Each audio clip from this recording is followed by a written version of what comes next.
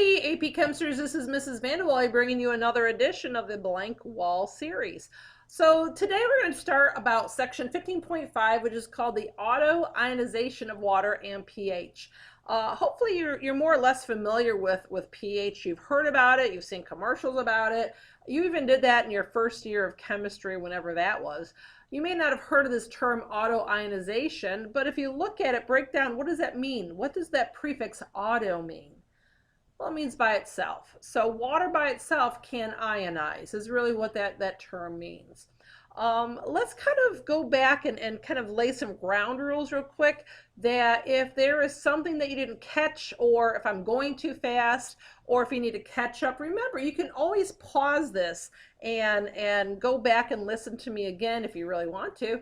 And when I ask you to pause and do the work yourself, because there is some math in this section, you might want to have a calculator handy, that you should really do that. You should really pause, do the math, and then when I come back with the answers, you are checking your work, not just copying down what I do. So make sure you get into that kind of a habit, and hopefully this will make more sense. So, okay, go back earlier.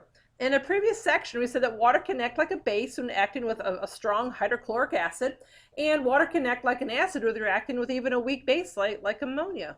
And there is a term that will describe something that can act like both an acid and a base, and from previously we said that was called amphoteric. And water is not the only amphoteric substance. We even saw where ammonia can be amphoteric. I think in the very last section we saw how ammonia can act like a base, and it has a hydrogen it can give up, and it could act like an acid as well. So let's take more of a closer look at what water can do. It can act like an acid and base. And what happens if I just have a cup of water and all those millions and millions and millions of water molecules are zooming around at a certain speed, say at room temperature, and eventually some of them are going to have enough activation energy and the correct orientation, and if these two water molecules collide, something can happen. Well, what is that something that can happen? Right here, check this out. If these two water molecules collide with a sufficient energy and the correct orientation, look what happens to this hydrogen-oxygen bond. You can break this bond right here, and that hydrogen is going to end up on this right here, which is our hydronium ion. And then notice that hydroxide is kind of messy there, is actually left over. So here is my acid that water has made, and here is the base that water has made. So water by itself can make an acid and it can make a base. So does this worry you? Does this concern you? There is acid in that cup of water you're just about ready to drink? And the answer is, well, yes. Well, there's also base in your water too. Are you upset about that? And probably the answer is, well, probably not. Why are we not concerned about that acid and that base in your cup of water? And it's because it is such a small quantity that you never know it's there. Okay, it is, but it's not enough to think, oh my goodness, what am I doing to my body by drinking this stuff? Okay, so don't panic, don't worry, we're all set. So let's take a look at some math over here. And so here we have something called the ion product constant. Oh my goodness, there's a K all over again, like we did in that equilibrium chapter. And that K for W is called the dissociation constant for water. And notice, we are very specific. At 25 degrees, we have an ion dissociation constant for water. Why are we so specific about that temperature? Do you remember in chapter 14 when we talked about Le Chatelier? And we had to know if it was endo or exo, and if temperature went up, what happened to that K value? Oh, did it change when temperature changed? The answer is yes. So we do have to be very concerned with water, I'm sorry, with the temperature, so that we are always working with the right constant with the right temperature. So We're going to kind of revisit that thought shortly, but let's just kind of keep going on with this thought. So at 25 degrees, we know that this water molecule and this water molecule can collide with sufficient energy with the correct orientation, that once every so often it will break apart to make the hydronium ion and the hydroxide ion. You can also write this with just one water and making the hydrogen proton and the hydroxide. So we're just saying this one hydrogen is going to fall off of this water molecule. They're really saying the same thing. So that they're going to find out that that doesn't change a whole lot. So at 25 degrees, we can actually measure this Kw value. Now let's think for a minute. What kind of number is that? It's a -14. It's really, really small. So does it favor the products or the reactants? I sure hope you know it favors the reactants. This is such a small number, that P is so small and R is so big, that I'm not too worried about how much acid's being made, because that's such a small number. So what is it equal to? Well, products of reactants, I just said that. And when we talked about it in the past, we said if we were going to discuss what goes into a constant, it's either a gas, when you can have concentrations of gases or pressures of gases, or it could be aqueous solutions. So let's take a look at this equation here and see what we're going to put into the expression. Now, I hope you all realize that water is a liquid, and water is a liquid. So why is that important? Does water go into my dissociation expression? The answer is no. If I have any kind of an ion, the only way these ions exist, only way, is in an aqueous solution. So will these terms go into my K term? And the answer is yes. So when I do the Kw, which at 25 degrees, the constant is 1 times 10 to the -14th, we just said it's a really small number. What does that expression equal? Well, if I'm going to use that first equation, it's equal to the hydronium concentration times the hydroxide concentration. Notice that water is not in this term. Why not? Because they're liquids. I also have another equal sign. Why? Because what if I use the shorthand version? It's the same thing. My products is my H plus, my hydroxide is still there, and those are your concentrations, and I don't put the water in the denominator. Okay, so if this is a neutral solution, that means H plus is equal to OH minus. Okay, so if I were to use, let's say, this equation right here, and these two terms are equal, can I substitute those two terms? Sure can.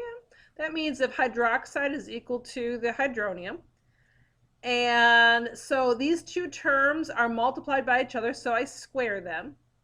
Whoops, wrong term, sorry. Let's bring back another one. Here we go, this is the one I wanted. We're getting to that one later. Sorry about that. Okay, try this again. So I substituted here. Okay, so I square those two terms, and this is equal to 1 times 10 to the -14th. So that's this value up here. What am I going to do to solve for the hydronium? Hopefully you know I'm going to take the square root of both sides. What's the square root of 1 times 10 to the -14th? It is 1 times 10 to the -7th. So my H3O positive is this molarity, as is my hydroxide. They're equal. I didn't put the hydroxide in there, sorry about that. But they are equal. So hydroxide is equal to hydronium, which is 1 times 10 to the -7th molarity. How small is that really?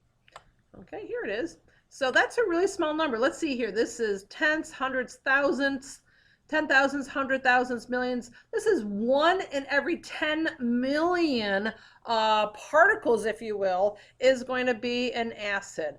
That's not much. I'm not worried about it, so phew.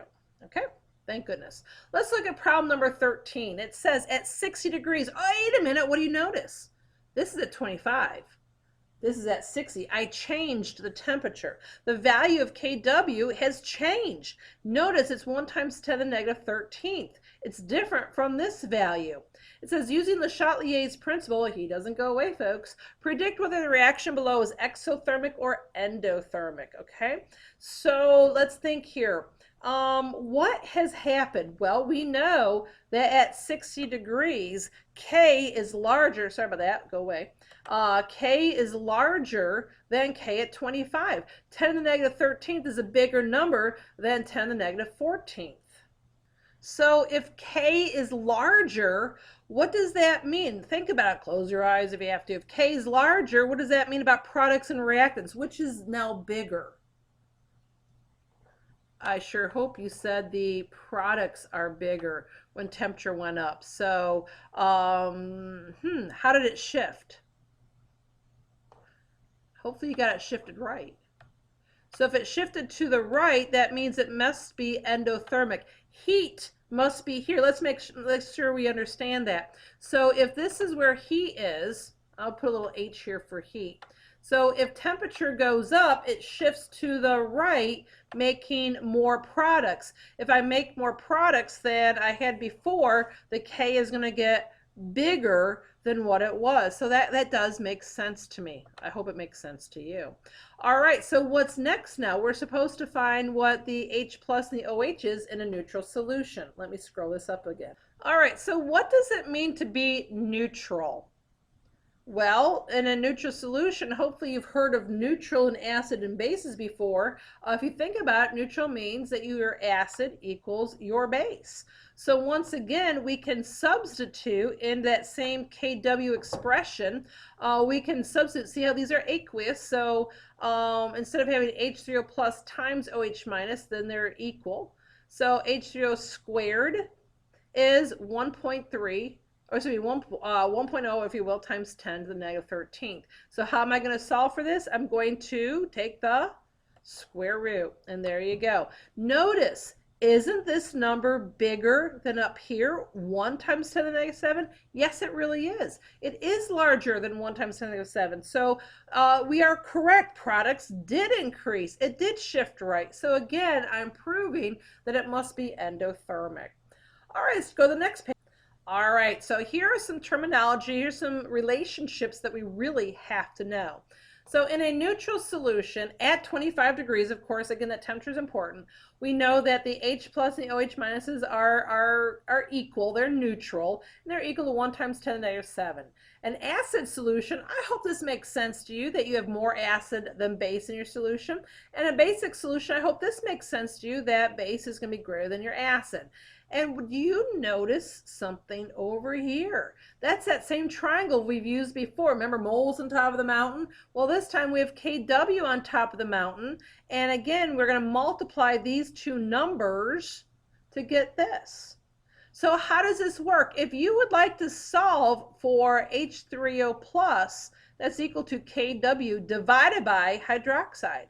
If I want to solve for hydroxide, that's equal to Kw divided by H3O plus. So if I know the concentration of one of these two numbers at 25 degrees, of course, I can solve for the other one using this relationship. So in an acidic solution, if H3O positive is equal to 1 times 10 to the negative third, solve for hydroxide. So what am I going to do? Well, let's check this out. I do know that Kw is equal to H3O times OH minus. I'm so sorry. That, here we go, 1 times 10 to the negative 14th, and I substituted 1 times 10 to the negative third for the hydronium concentration. What are you going to do to solve for hydroxide? Yeah, you're going to divide by 1/1000th, and I hope you get this number. And of course, I'm always asking you, aren't I, does this make sense? And my answer is yes, it should. Because this number, 10 to the negative third molar, is bigger than 10 to the negative 11th molar. And we said an acid solution has greater acid than base, and so this does make sense. Hey guys, why don't you pause this? Solve for the hydronium ion in part B and see if it makes sense to you. So why don't you go ahead and pause this. Okie dokies, I'm back. So let me kind of throw this stuff up on the screen.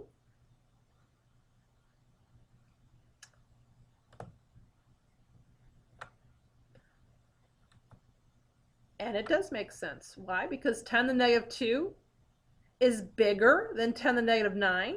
So the base is bigger than the acid, and it said it was basic. Let's see what the next one is. All right, so let's go ahead and look at problem number 14.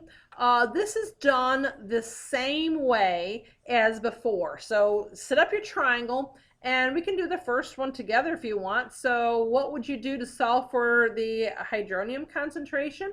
You would take 1 EE negative 14 in your calculator divided by 1 EE negative 5 and see what you get.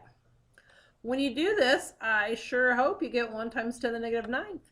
And now we have to determine whether the solution is acidic or basic. Well, which one's bigger? Is 10 to the negative 5th bigger or smaller than 10 to the negative 9th? I hope you got it's bigger. So the base is bigger than the acid, so it's basic. Let's try the next one. 1 times 10 to the negative 7. Go ahead and actually calculate that one out. I hope you got this. So now we have your base is equal to 1 times 10 to the negative 7th, and your acid is equal to 1 times 10 to the negative 7th. So what does that tell me? It tells me that the solutions are equal, so it's neither acidic or basic, so it must be neutral. Okay, let's do one more together and see how you do. So go ahead and see what you get when you plug this in. All right, so did you get 1 times 10 to the negative 14th divided by 10 is 1 times 10 to the negative 15th? I hope you did, because that's what I got. And so what's happening here? The H3O positive is actually bigger than the base, and so this whole solution is acidic. Go ahead and pause this and come up with the rest of these and see how you do. These are my answers. I hope that's what you got. And if you have any questions or if I make a mistake, tell me tomorrow or jot it down. But so here we have the values. I sure hope you came up with the ideas that 10 to the negative 5th is bigger than 10 to the negative 10th, so it must be acidic. Remember, this is your acid, and it's bigger than your base, so it's acidic. Over here, hopefully you found that 10 to the negative, whoa, that's not 16th. That's a silly mistake on my part. It's negative 6, isn't it? That's a typo. So it's 6.7 times 10 to the negative 6 is bigger than 10 to the negative 9th. So my base, the hydroxide, is a greater concentration than my acid. Over here, 10 to the negative 5th is bigger than 10 to the negative 10th. So my acid, my H3O plus, is in greater concentration than my hydroxide. And finally, over here, 10 to the negative 5th is greater than 10 to the negative 10th again. And so my base is actually in a bigger concentration. So I hope you got all that. And that's a lot of kind of cumbersome math, if you will. And the question is there an easier way to tell if it's an acid solution or a base solution than going through all this? I bet you already know the answer to that. And the answer is, well, yes. Let's turn the page and see what that is. And the solution, if you will, to our situation here is the pH scale. And let me kind of give you a little background on the pH scale. A guy named Soren Peter Sorensen. What a name. His parents must have thought that was a pretty funny joke. So Soren Peter Sorensen is a Swedish guy. Yeah, go ahead and say that. Yeah. And he went to college as a chemist. And when he got out of college, this has been a long time ago, mind you, probably, early 1900s. I think it was actually the late 1800s, if I remember that. And he was hired on by a brewery in Sweden. And his job was quality control. If you have a bad batch of beer, it is too acidic. And so his job was to determine which batches of beer were too acidic. Now, some folks out there, I know none of you, would say that would be the ideal job because all I have to do is taste it and know if it's nasty, it's too acidic, and after five taste tests, you have no idea what's going on. So there had to be a more of a scientific chemistry way of figuring this out. And so Soren Peter Sorensen, back in the late 1800s, came up with his own way to figure out the acidity of these batches of beers. So what he did, he came up with a pH scale. And what does P and the pH stand for? Do you even know this answer? It stands for power. Like power. No, not that power. In math class, what's another word for power? Is it exponent? Yes. So you're talking about the exponent. And what folks did back, even I did this back in the 1970s before calculators, is if you were working with really small numbers, you would take the log of those really small numbers, manipulate them, and turn them back into really small numbers if you want to add, subtract, multiply, or divide with them. And Soren Peter Sorensen did the exact same thing. He converted these itty bitty numbers into a log so that they turn out to be a little bit more normal looking. So why is it a negative log? Because if you try, just go ahead and put this number 1 times 10 to the negative 3 in your calculator. What do you get? Try it. Have you done it yet? You get a negative 3. Now, if you were Soren Peter Sorensen and you're making up your very own scale, do you like negatives? Well, you know what? He didn't either. So if you get rid of the negative in front of that negative log, you give a positive number. So now you get a positive 3. So the pH is a positive 3 because he doesn't like negatives. All right, so if this is your hydrogen ion concentration, what's the power? What's the exponent of 1 times 10 to the negative 7? What's the log of that? Take the negative of that, and that's your pH. Finally, do the same thing with the third one. What is the negative log? What is the negative power? What's the negative exponent of 1 times 10 to the negative 10th? It is 10. So that's what the pH scale is all about. Aren't these numbers a whole lot easier to work with than those 1.5 times 10 to the negative 15 or whatever we were dealing with? Yes, we don't have those decimal numbers now. We have real numbers. Now, did you notice something? Why did I put so many zeros at the end? I bet your calculator just gave you 3 and 7 and 10. Did they give you 3.00? No. So what does this mean? You are smarter than your calculator. We're looking at sig figs. All right, so right down here it says the number of decimal places in the log is equal to the number of figs of the original number. So here, look at that number out in front, 1.0, there's 2 sig figs. So how do I show 2 sig figs in a log? You take the numbers after the decimal. This number 3 is the exponent. The 0 implies this number here, let's say the coefficient. So if I have 1.00, that means there's 3 sig figs. So go back up here again. Ruh-roh, I left out some zeros. Oh, I left out a 0 here. I'm sorry. This has the right number of sig figs. This has the right number of sig figs. My bottom one, ruh-roh, Mrs. Vanderlei, what are you doing? Needs another 0 here. Why? Because how many sig figs are in this number? 3. So I need 3 decimal numbers over here. Okay. So let's check this out. Well, hey, before we go to the bottom here, what do you notice? Is this an acid, base, or neutral? 10 to the negative 3. Well, if you were to look at hydroxide, that'd be 10 to the negative 11th. Well, which is bigger? Your acid is bigger. So what does that mean? It is acidic. Okay, I said acid, by the way. Over here, what do you remember when the hydrogen ion is 10 to the negative 7? This is a special number. What's hydroxide? 10 to the negative 7. So what would that be? It is neutral. Does a pH of 7 ring a bell? Did you already know that was neutral? I hope so. And what about this?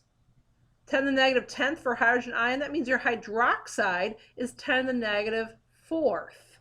So which is bigger, hydroxide or hydrogen? It's the hydroxide is a base. So look, acids have numbers smaller than 7, neutral has pH equal to 7, and bases have pHs greater than 7. Hopefully that seems familiar to you. So here it is. And here is your, like a number line. Anything below 7 is an acid, anything above 7 is a base. Neutral is equal to 7. All right, so let's check out problem number, I guess 15. So calculate the pH of each solution to indicate whether the solution is acidic or basic or neutral. So here is this is the same thing as an H. So that is the H plus. So H3O is H plus. So when I talk about pH, I'm talking about either one of these things. So pH is equal to the negative log of 1.8 times 10 to the negative 4. Will you plug that number in your calculator, hit log 1.8 EE negative 4? What do you get? Take the negative from that. You don't like negative numbers, neither did Soren Peter Sorensen. He put it as, here we go, 3.74. Notice 2 sig figs here, 2 numbers after my decimal. And now, is this an acid, base, or neutral? Well, this number is less than 7, so it's about right here. What do you think it is? It's an acid. Now let's take a look at the next one. Oh no, what's going on here? I gave you the hydroxide concentration. That's not pH. What do you think you have to solve for next? Go back to here. Oh no, I have to solve for H3O plus again, don't I? Go ahead and do that. Okay. So if you did it all right, hopefully you got, here is your H3O plus, and now you can take your negative log. Go for it. And now take away your negative, and that's what you get. We have one more page to do. I'll try to make it quick. I see I've already gone 25 minutes, so let's see what happens. Okay, problem number 16 says calculate the hydronium or the H plus concentration for a solution if I give you the pH. Well, what is the definition of a pH? It is a power. It is an exponent. It's the negative power. It's the negative exponent, base 10. So do you see what I did? pH, power, exponent. I made base 10, and I put this 4.8 as its exponent. I put the negative in front of it. If you get a positive number, very, very few times do you ever have a large number with this. So if you get like a 10 or a 20 or a 30 as your answer, you forgot your negative. So I just went, do you see where your log button is on your calculator? Do you see where if you go second log, it's at yellow 10x or maybe a blue 10x? That's what I just hit. So I just hit the second log button, and then I just typed in negative 4.8, hit the equal button, and voila. Now how many sig figs do I need? Look how many digits are after the decimal. I got 2, so this is 2 sig figs here. So I got 1.6 times 10 to the negative 5th. What's M? Oh, molarity. Isn't that what your brackets are? So will you do letter B for me and see what you get? Pause this. All right, hopefully you got it. Here's my work. Notice again, power of hydrogen, exponent, negative exponent, 10 to the negative 8.37. I got 4.3 times 10 to the negative 9th. Again, 2 sig figs, 2 sig figs. There you go. Now, folks, pH isn't the only P scale. We have POH. POH is a negative log of the hydroxide ion. Wow. Yeah. Love it. This is going to make math so much easier. Yeah. All right. Let's be like Soren Peter Sorensen. Yeah. All right. And what do you notice? There's a relationship here. Could that be pretty handy? Yeah. Do me a favor before we go on, and let's kind of go back to this page over here. Turn the page. Okay. Let's look at this again. Here is the pH I got from solving for the hydrogen ion concentration. But what could you solve for next? Find the POH. Hit your log button and hit this number right here. So what's the negative log of 1.8 times 10 to the negative 2? Did you get this number here? That's what I got when I hit that in my calculator. Now, what do you notice when I look at my pH and my POH? What do you think these two numbers add up to?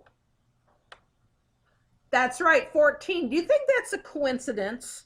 Have you seen that number 14 anyplace else? Oops, I guess it's over here. There it is. Oh, I do have an exponent. That's a 14. So in a sense, pKw, the power of the constant of water, is 14. It's not a coincidence. It does make math easier. So let's see where we are next. So it says problem number 17. Hang on. Okay, it says calculate pH and POH for each of the following solutions at 25 degrees. What if it weren't at 25 degrees? They wouldn't add up to 14 now, would they? So let's go ahead. What is the POH of hydroxide? This is really easy. Go ahead and plug it in your calculator. Hopefully you got that number. So you don't need to really calculate much more. 3 plus what equals 14? Hello, what do you get? I got 11 too. So is this an acid, base, or neutral?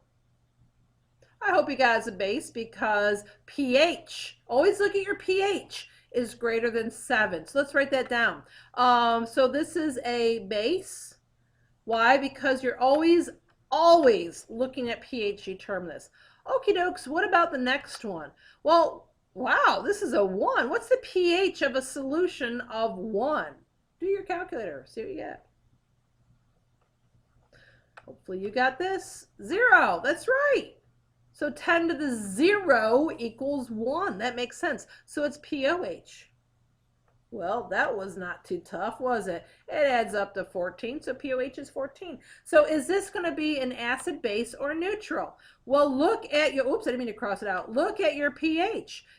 It's less than 7. Always look at your pH. It's less than 7. It's an acid. So why don't you go ahead and do problem number 18. Pause this and see how you do. So it says the pH of a sample of human blood was measured at 7.41. Calculate everything basically, okay? Again, it's at 25 degrees. First of all, hang on a second. What's your blood? Is it acid, base, or neutral? Yes, your blood is basic. Not very basic, but slightly basic, okay? Keep that in mind for actually our next chapter. So here's my pH. P stands for power, stands for exponent, so I made it into a negative exponent, and here's my value. Now, I didn't do the hydroxide next. I found POH next, because what do these two numbers add up to? Yep, 14. So then I used power, hello, exponent, 10 to the negative 6.59 equals 2.6 times 10 to the negative 7th. And which one's a bigger number? Isn't this number bigger than this number? Yes, so my hydroxide is bigger concentration than my acid. That's right. Finally, last but not least, we have another common P scale. And we can take the pKa, we can take the pKb, we can take the pKw, we can take the pK, anything we want. And it's a negative log of whatever that constant is. So go ahead and find pKa. Here, pause it and see what you get. That's what you should get. That's it. Hopefully you enjoyed this. It was 32 minutes, a little bit longer than most of them. I apologize, but there's a lot to cover here. Talk to you later. Auf Wiedersehen. Yeah.